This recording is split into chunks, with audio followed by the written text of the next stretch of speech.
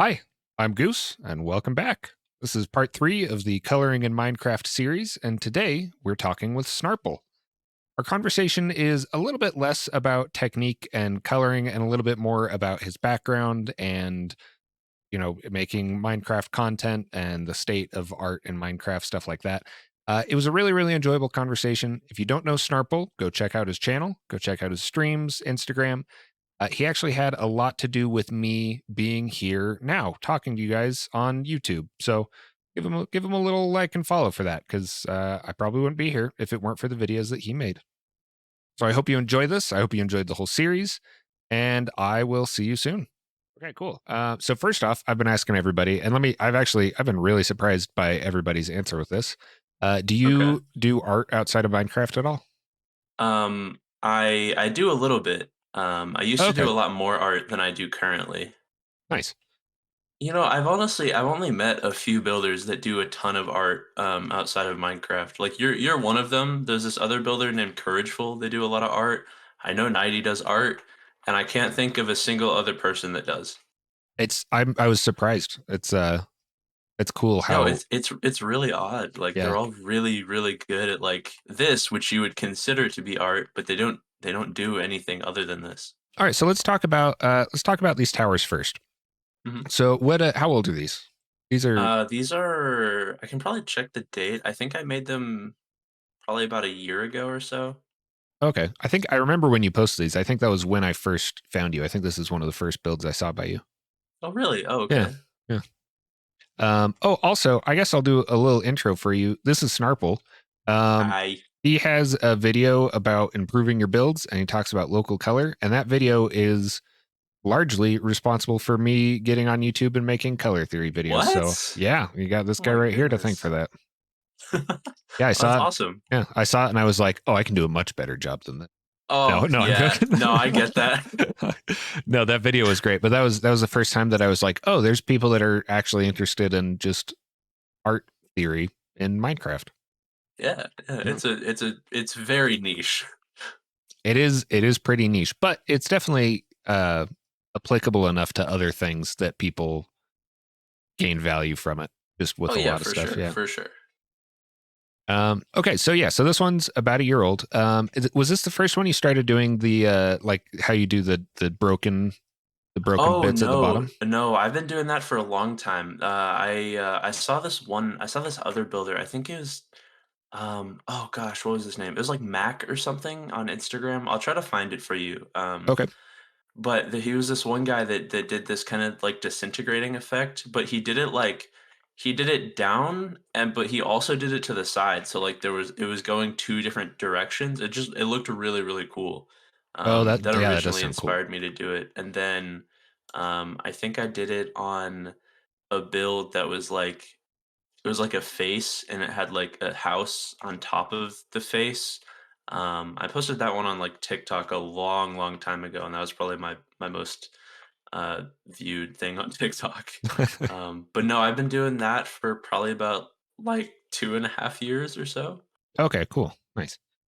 And Yeah, yeah, so a lot of people look at your builds in the community in general and they're like, "Oh, the gradient roof guy," which I know you yeah, and I you and I have talked about this before. You look at it as like, "Oh, they're gradients, it's not like I invented this yeah, crazy new thing." yeah. Where did you start with that? Like what kind of did you see somebody that was doing some gradients in some other ways, or were you like, "Oh, I want to see if I can do this in Minecraft?" Let's see. Well, I kind of started out in building making maps for like servers and stuff, and the way I learned to terrain is that I need at least 5 blocks in the terrain to switch between like grass and dirt and then stone. And so that was probably like the first kind of gradient that I did was like just making it for terrain and like making terrain look really smooth with colors. But then I realized you should probably put like, the same amount of effort and coloring into everything else in a build. So I started like using multiple blocks for everything.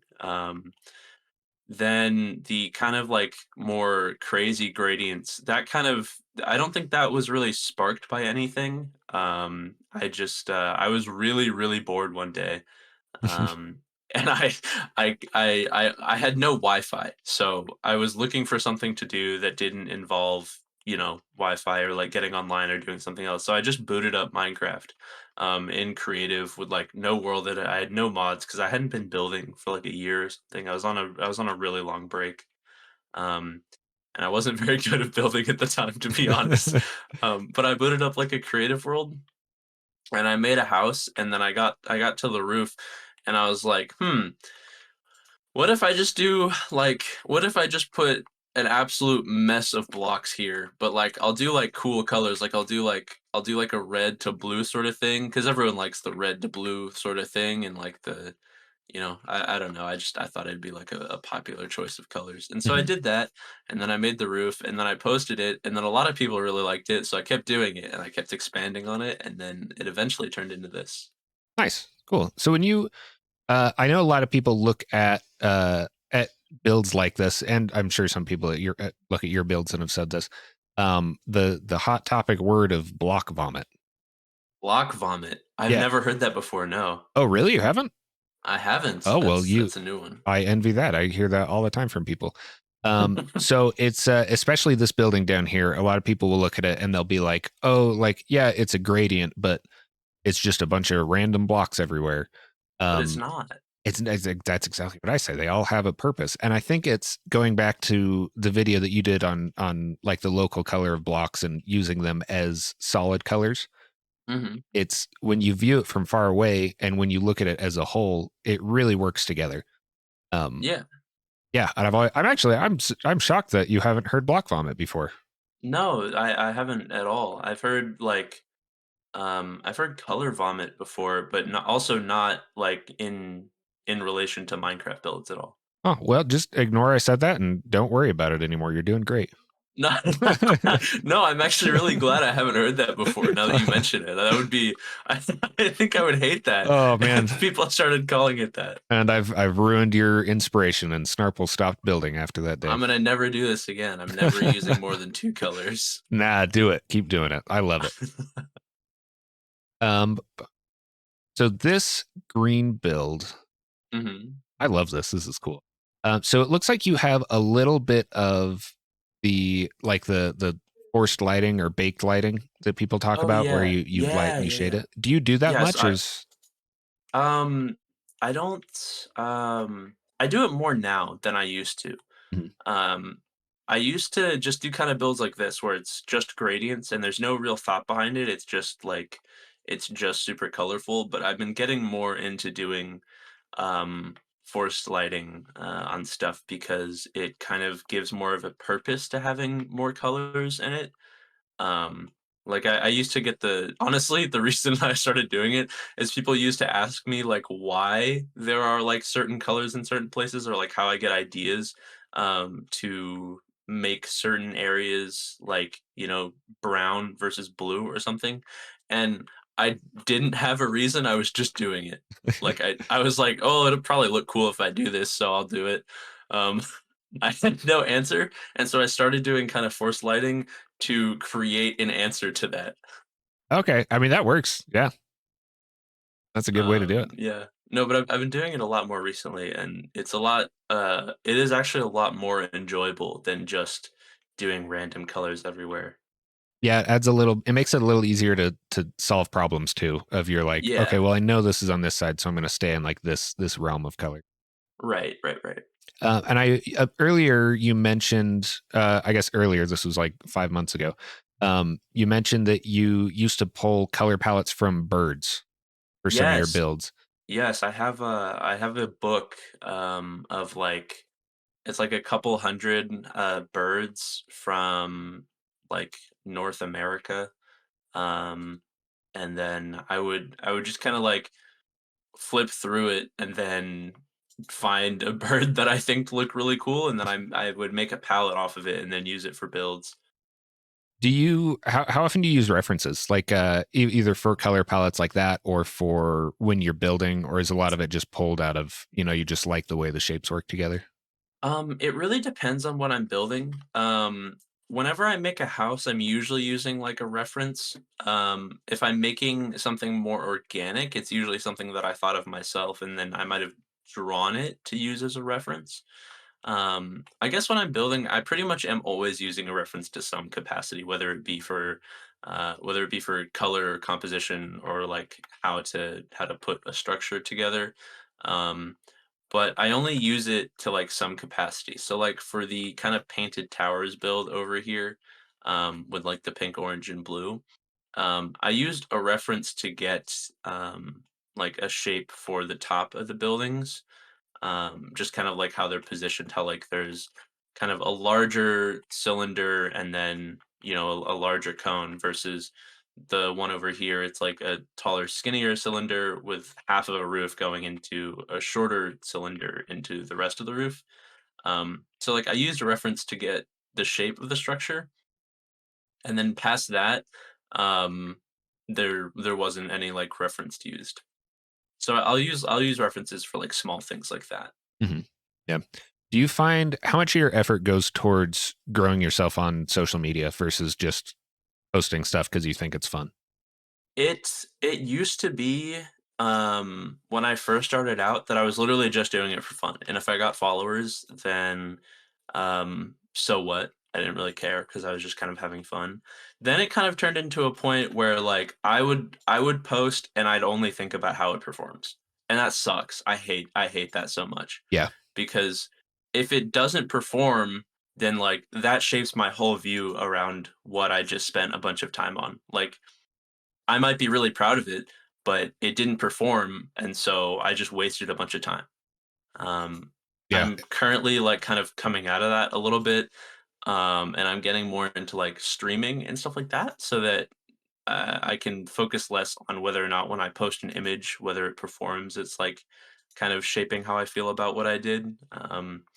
And working on I'm trying to get away from that. I'm doing less of that, and I haven't been posting as much like on Instagram or Twitter because I think posting images for me sucks the most. Hmm. Yeah. It compresses so much into just a little Yeah, picture. Yeah. yeah. Well, and also there's times where I've posted it on different platforms and it performs like so differently than it performed on a different platform too. Oh, yeah. Um, and so like I know that kind of like wrapping myself up in like, oh, it didn't perform, so it's a waste of time is like it is incredibly pointless because it could just perform well on a different day or on a different platform. Yeah. Yeah. A lot of See, times it has nothing to do with the actual content. yeah. I feel like it has very, very little to do with the actual content. It is so much of it is luck and algorithm and just certain people sharing it at the right time. Oh, for sure, yeah. Yeah, I think that's a much healthier way to go about it. I was very, very when my stuff started doing really well on YouTube, I was just sucked in so much and it ruined it. Where like I'd post a video and it would, hit 9,000 and I'm like, "Oh, only 9,000." When like 3 months earlier I was like, "Oh, it hit 500. That's so cool." Yeah, Um yeah. Oh my gosh, yes, I've yeah, had that too. and it completely changed how I felt about the stuff I was making. I'm like, "I have to stop this." Like I'm not even making stuff to enjoy it. I'm making it as like a product now. Yeah, a part of me is like so scared to post another YouTube video because I'm so worried that like I mean I know I'm going to spend like so much time on it and I'm going to be really proud of it, and then I'm going to have to get into the headspace of like I can't care how this performs, Yeah. even though like I know a part of me will care, and like yeah, it's so rough Yeah, to spend that much time and like put so much effort into something and then have to, and then like to feel good about it, it has to be justified by numbers. That sucks. yeah, it's a hard mentality to break. I do have one more question, which I think I know the answer to. If you could add one block to Minecraft, what would it be? Oh, um, do you wait? You think you know the answer? Because I Yeah, have a very specific answer, and yeah, I'm so mad about it. yeah. I think I'm I know mad the about answer. this every single day. Yep, no, I know exactly what it is. Smooth Oh stone my, stairs. oh, the smooth stone stair. It's so stupid. It's so stupid. Wait, come here. Where's the stair? It's Where's so the crazy. stair? I w- It's okay, every other block that has a slab variant has a stair. Did you know that? I did know that, and I have no idea why this is not included in that. It just Every absolutely other blows my slab has mind. a stick. I sorry, I don't want to swear. I don't know how much swear, but like it's every block. It's every single one that has a stair has a. Oh my god. Oh, it makes me so mad. Oh, I want to it ask makes me someone so mad. if I ever get to like talk to Minecraft devs, that there's a couple questions that I'm like always going to ask them. One of them is why are there no smooth stone stairs? The Yeah, other one is concrete slabs and stairs, which I think they just don't do because it's too much. Like there's too much that power would with make that. it too easy on us. Yeah. That would make it far too easy on us. And I also want to know what their process for sounds are like.